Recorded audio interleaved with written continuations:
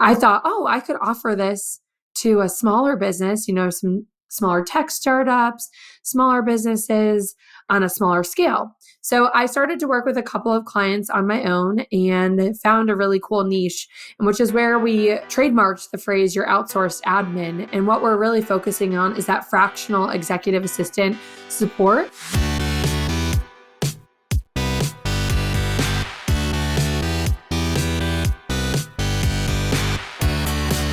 You're listening to The Successful Bookkeeper with your host, Michael Palmer. Listen each week as inspiring guests share their secrets of success to help you increase your confidence, work smarter, and build a business you love. This episode of The Successful Bookkeeper is brought to you by PureBookkeeping.com, the proven system to grow your bookkeeping business.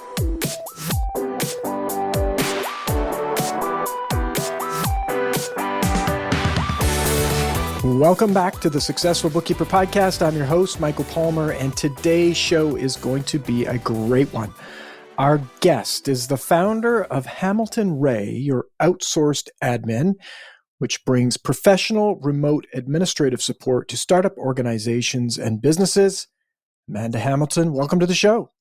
Thank you so much for having me. I'm excited to be here.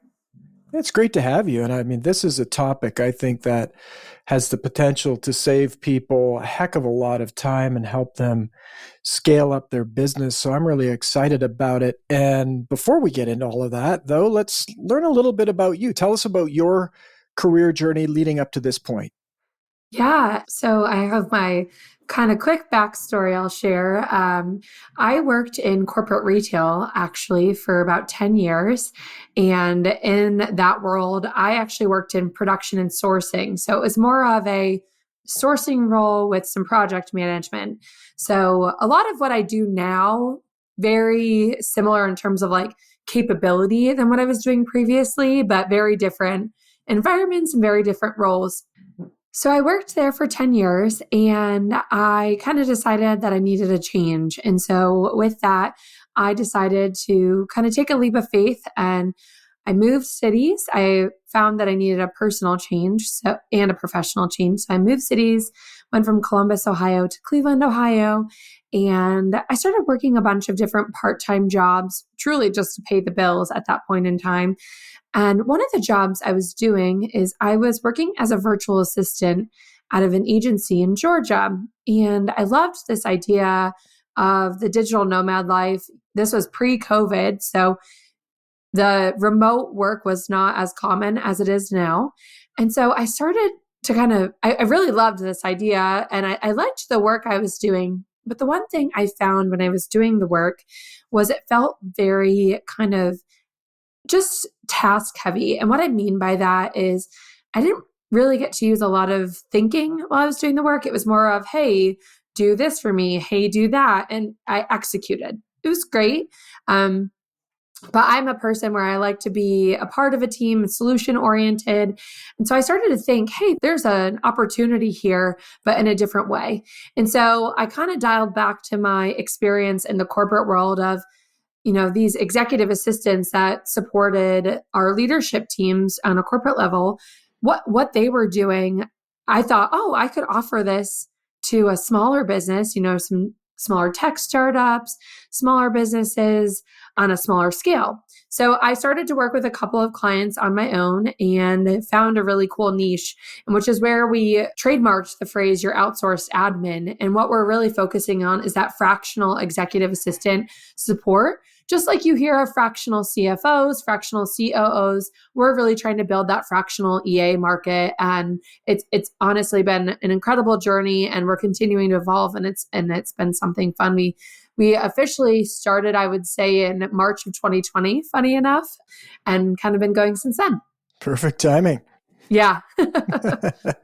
So I love fractional services for small businesses because it really opens up an opportunity to work with people who have a ton of experience likely and be difficult for a small business to get any of that back. Even just a few years ago, it would be difficult to leverage the expertise or time that people have. So you're doing this fractional service for administration. And what, when you got started, what did you find that some of your business owners were actually wanting you to take over? Yeah, initially it was a lot of calendar management, booking travel. The travel, obviously, with when the pandemic occurred, we dipped a lot in there, but it has since really ramped back up. Managing somebody's inbox, just ancillary administrative tasks along the way. And we've really taken an approach where we customize the work according to every client. So we have a really structured onboarding process where we get to know the client. We talk about, and I like what you shared. It's gaining access to people with experience that you likely would not, especially in a startup environment, just given the costs of somebody with experience. And that's really how we can support. But also with our onboarding process, we have, client success specialists and operations specialists that also jump in and help to onboard. And so you're not only just getting one admin, you're getting this like team of admins that provide all of this, these layers of expertise and layers of experience. So you might have 20 plus years of experience across this wide range of people that can really offer a lot of really great opportunity. Absolutely. And I think a lot of people, and I would say this for myself, as I've grown my own business, is having a challenge delegating. And often I get, and I know our listeners get, strangled by all of the stuff that there is to do in the business, but it's tough to know exactly what to hand off. Can that person, so it's not only, do I have the skills to actually slice and dice what I'd like someone else to do, but am I giving it to somebody who's good at working with people like me and able to take those things and say, yeah, you should be doing this, you should not be doing this. And it's almost like a little bit of coaching, I would imagine, that you have to do with business owners to help them transition to letting go of the reins a bit. Yes, it definitely is. There is some definite coaching along the way. I actually just met with an existing client today, and he's been working with us for about 1.5 years now. And his admin is wonderful and he absolutely adores her. But sometimes it's nice to just connect with different people to get a second set of eyes. And today we were talking about something. He's like, I know I need to delegate this. I just don't know how. And I started throwing out a bunch of ideas. And he's like, oh, I love this. We really need to take this a step further. So we'll find more time and do that. But that there is a beautiful thing of having that additional like team support, because we do come in and, have those brainstorm sessions to say like, where are you having the most headaches? Where do you know that you need to delegate, but you are feeling uncomfortable, you're feeling nervous? And we can really help to walk through a really great process to use or things of that nature to put people at ease. And so just given our level of experience and expertise, and we really try and use experience across our clients as well, oh, this person does it this way, we should try that for you. And so there's a lot of benefits to even that as well. Have you ever exported a QuickBooks Online report to a Google Sheet or Excel spreadsheet where you spent time customizing it, invited others to collaborate, then discovered the QuickBooks Online data had changed, forcing you to restart the whole entire process over again? Painful, isn't it? With LiveFlow, you never have to worry about that again. It connects QuickBooks Online to Google Sheets and Excel, allowing you to save sheets that automatically update with the most recent QuickBooks data. What bookkeepers love about LiveFlow is the speed and depth of insight and how it connects back to QB Online in real time. The powerful drill down feature lets them investigate any summary number in their Google Sheet, offering a full breakdown of all QuickBooks transactions involved. The best part is that this is all done in their Google Sheet. LiveFlow saves you hours of repetitive work. Fewer hours spent in spreadsheets gives you more time to provide value to your clients and more hours to work on your bookkeeping business instead of in it. Members of the Successful Bookkeeper community are already using LiveFlow today to create automatically updated budget versus actual and any other live custom reports. To learn more about using LiveFlow and how you can save 20% off your first 3 months, Go to the show notes and click the link liveflow.io/partnerships/successful bookkeeper. Then claim your discount with the promo code SUCCESS. You'll be glad you did. I can imagine sharing that knowledge across is so valuable. And for a small business owner that honestly likely sees only what they're doing and is kind of so focused on their own business, so many other things, so many other opportunities out there, you get to see what's working and not working in other industries and other businesses, likewise or not, which it's priceless. It really is priceless. Now, when our team was doing some research for this interview, they read an interesting line, which was, you believe in delegating with intention. Tell us a little bit about that.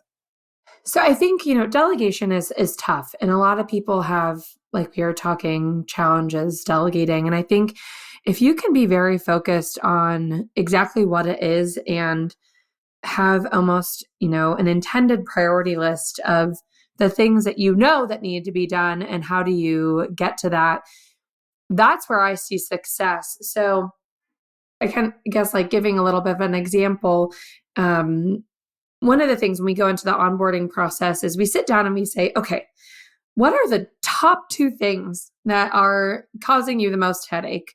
Whether that's something that you don't know how to do, or it's something that you know how to do, but you know that it's not the best use of your time. And so we always ask people to really think about that and be really focused on those top 1 to 2 things. That's what we focus on and we build out and we become experts in. And then we layer from there. I think one of the things that a lot of people do, and I have found when you do this, there's not as much success as fast as you would want it to be, is when you just try and delegate an entire range of things. You're not being focused on one thing at a time. And that doesn't allow the administrative professional to really dive in deep and gain some focus and some traction quickly. And so that's where I say, all right, think of those couple of things, be very deliberate in that, hone in, build it out, you let your admin become the expert, and then layer from there.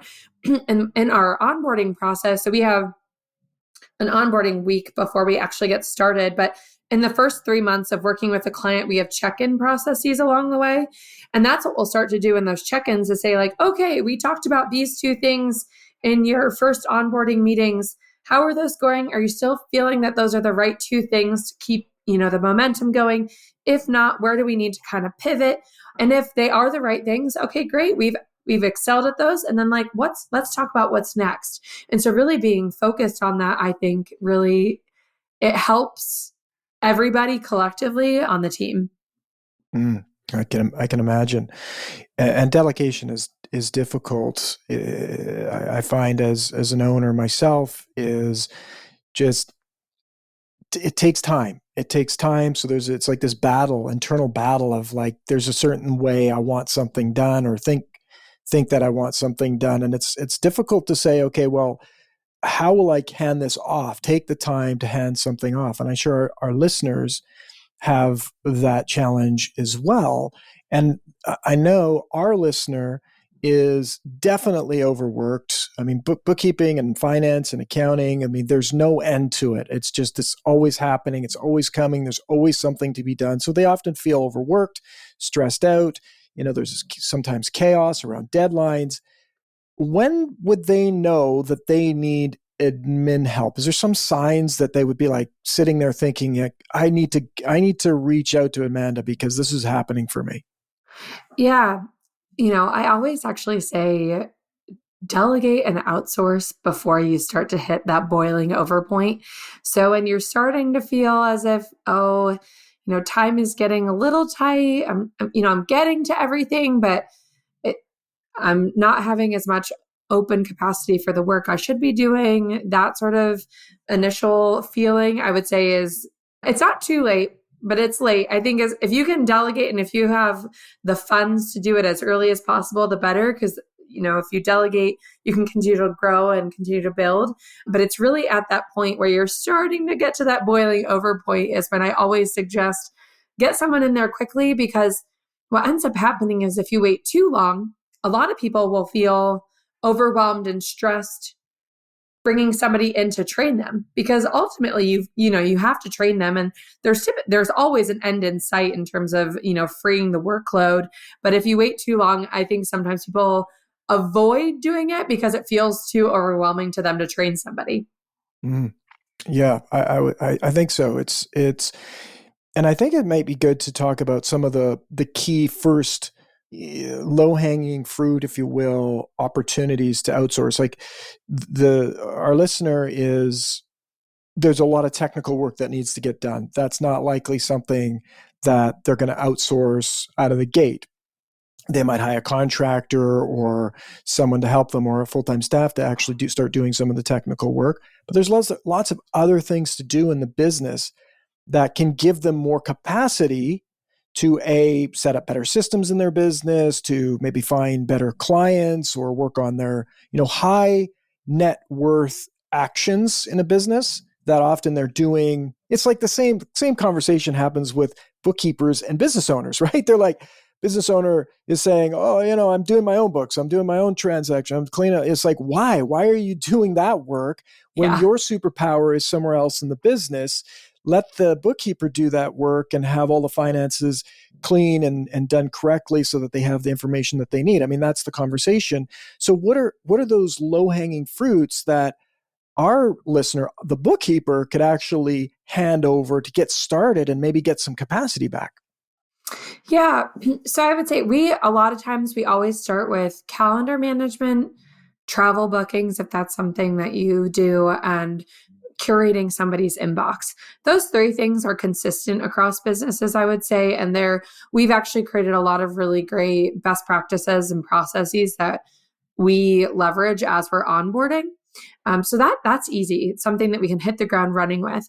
I would say from there, given every business is a little unique, is to think about the things that you can create a very structured operational process behind.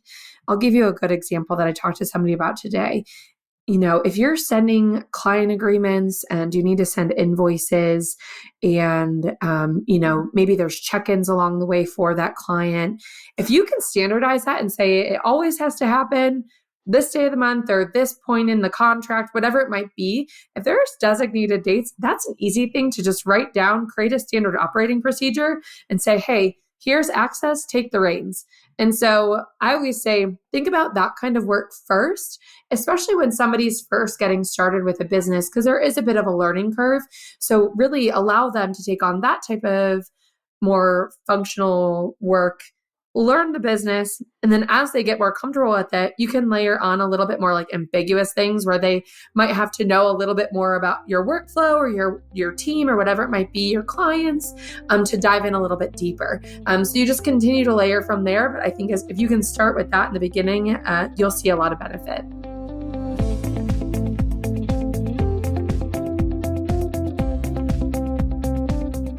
We totally get that. I mean, one of the key sponsors of the Successful Bookkeeper is Pure Bookkeeping. And Pure Bookkeeping, we basically do standard operating procedures for bookkeeping firms. But those are documented procedures such that anyone can take and execute on those tasks. But you still need somebody to execute on them and do the work. But if you don't have those systems and processes, then it really is that barrier, but that every business out there has a challenge with, whether you're hiring a full-time staff, part-time staff, fractional admin, fractional, anything. They need to know exactly how to do it and when it's done and how it would be done and finished and completed, and when it's been done in a good way. How do you deal with folks that don't have standard operating procedures in place? I would say that happens more often than not. Of course. We know that. We actually help them build them. So one of the things that we have implemented in our onboarding process is we require all of our admins to create standard operating procedures within the first month or the first couple of weeks of working with a client on anything that they're working on. So in the onboarding process, as an example, when we're managing somebody's calendar, we have a document we call the calendar matrix. And we start to build that out on the initial calls, and then the admin can continue to build on it from there. But what that looks like, as an example, is, we use a red, yellow, green system where it's, hey, these are the meetings that you can always move and you don't have to ask me about.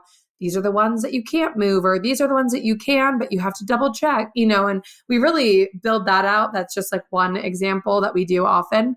And then we have checks along the way in the first 90 days to say, okay, we see that you're doing this type of work. Are you documenting that? Or how can we help you document that? So we make sure that the admin is doing it along the way. And one of the main reasons for that is, if an admin takes a vacation or gets sick, we need somebody else to jump in and be able to cover for them.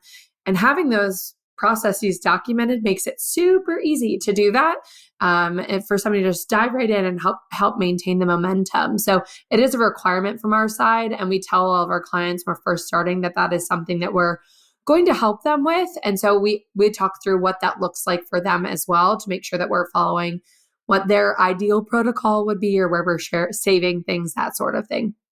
Very cool. Yeah, it's really the only way. Otherwise, it's done a million ways depending on who is doing it at that particular time.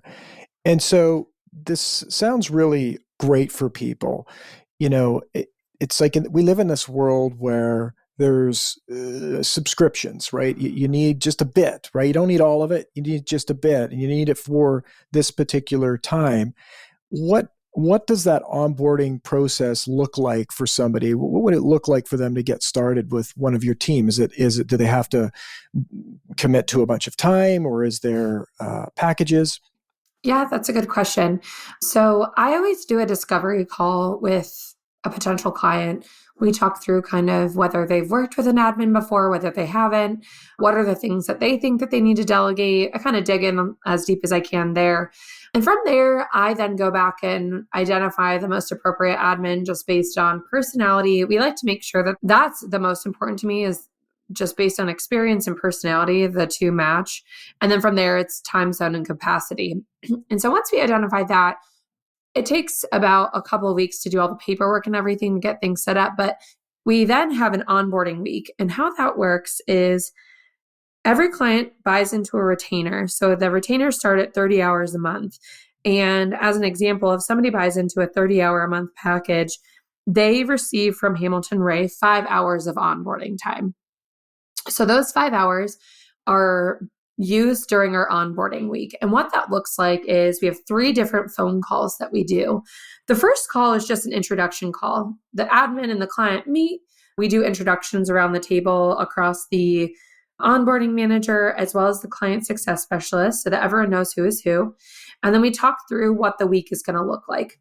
So then the second call from there is we have what we call admin access. In that call, we sit down and we get access to, either delegated inbox, we're delegating calendars, maybe we need access to your LinkedIn. We're getting all of those things and we're saving them. We use a tool called 1Password. So we save everything in 1Password, get access, and we do it real time. So that way, in the past, we didn't used to do it this way. And there was always this like lag time of nailing people down to get the information. So this allows us to really get set up and hit the ground running quickly. And then in our third call, we sit down and we document and start initially documenting standard operating procedures. So that's our SOP call. And in there is when we'll start to talk through, all of the things in your number 1 to 3 priority list. All right, how do you want these done? Do you already do it? How do you do it? A lot of times we'll record those conversations on Zoom, or we'll document it, in a Google Doc, whatever it might be. So that way, come the following week, when we actually do start the retainer and the package, we can hit the ground running and we don't have to go back and do a lot of this like rework or this retraining. Makes sense. It makes a ton of sense. Sounds pretty straightforward. When people if they were to get started with a service like this, does it transition where they need like full-time? It's a good question. I would say I have yet to see somebody that needed full-time. We have a client I've been working with. I actually work with this one particular client myself, and I've been working with him for 3 years. He was one of the first that I started with, and he's the CEO of a company, and I used to only work with him. We started out with 30 hours a month, and I was supporting him only. And we have since, over the last year and a half, expanded to supporting not only him, but his entire leadership team. So on his account specifically, we have 4 admins, and we still don't clock full-time hours. And so from a cost perspective, it's very cost effective, because in a larger organization, if you were paying for 4 administrative professionals, you're looking at a couple $100,000 a year, where with us, it's maybe a fifth or a fourth of that cost.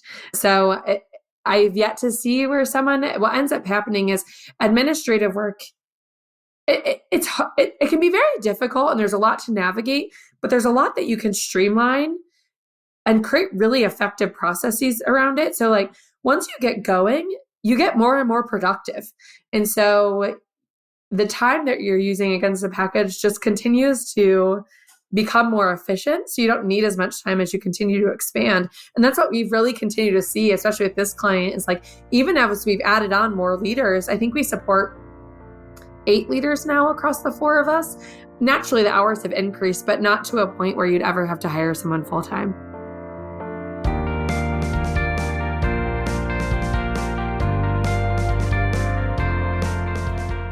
Makes a lot of sense, actually. It makes a lot of sense. And it's kind of like a very narrow piece of work that you're doing for that. So you can be very efficient and effective at it. And it's like, why would you put that onto a full-time staff anyways? It's just like the team members that they're bringing on. They're hiring executives that in many other companies would be doing all of this stuff themselves. And so now they're basically taking that time, and they're saying, well, now they've got better time to do the actual things that executives need to do. So, exactly. Leads me to another piece that our research team found, which was the 5 reasons every CEO needs an outsourced admin. Do you have, I'd love to know what those 5 key things are for leaders of a business. Yeah, I would say one thing is you naturally look like you're in a larger organization. And so I think that can be a really cool thing. It almost makes you look bigger than maybe you are. So that's one really important thing. Because I think I was on a couple of podcasts, and people were saying like, yeah, when I didn't have an admin, I was pretending to be an admin and just to make myself look better. Or not better, but bigger. And so I think that's one thing that can really help, especially in a smaller business. I would say you find more time in the day, and we've touched on this a little bit, but I was talking to someone recently, and I think sometimes people don't think that the administrative role in nature is not a revenue generating role. But what people don't think about is it is in a way, because you're releasing the time off of somebody's plate for them to then go and generate more revenue. So if you look at it that way, I would say naturally you're going to find more time in the day. So that would be like number 2. But also number 3, you're naturally going to generate more revenue. And then I would say one of the other things is that the admin will also try and help to prevent you from being inundated. There is a saying of the executive assistant role is typically always known as the gatekeeper.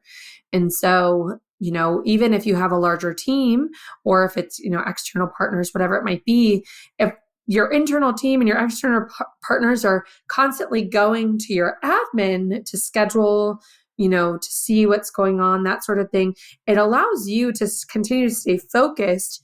And they're the ones that are gatekeeping. They're knowing, oh, this isn't priority, so I'm going to make sure that gets scheduled for this week, or, moving things around to really accommodate and open up your calendar so that you are being effective and you're able to work in that way.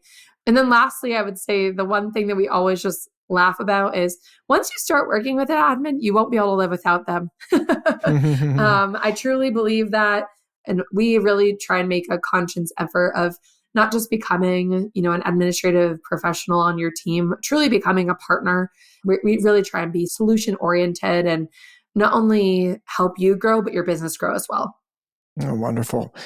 It makes a lot of sense. And in this day and age, I know there's an absolutely incredible need for this service. So it's one of those things that every business that is growing should be looking at as an option to bolster their team in an effective way that's both scalable up, scalable down, and efficient, which is amazing.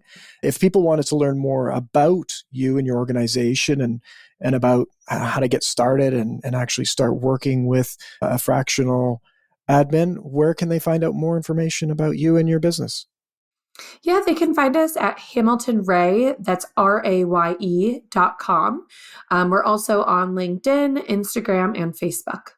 Beautiful. Well, we'll definitely have those in the show notes. And Amanda, I want to thank you for being on the show and sharing about your business and your journey, and as well how this can be really, really a game changer for our listener. Thank you so much for having me. This has been wonderful. Beautiful. It's been our pleasure. And with that, we wrap another episode of the Successful Bookkeeper podcast. To learn more about today's wonderful guest and to get access to all sorts of valuable free business building resources, you can go to thesuccessfulbookkeeper.com. Until next time, goodbye.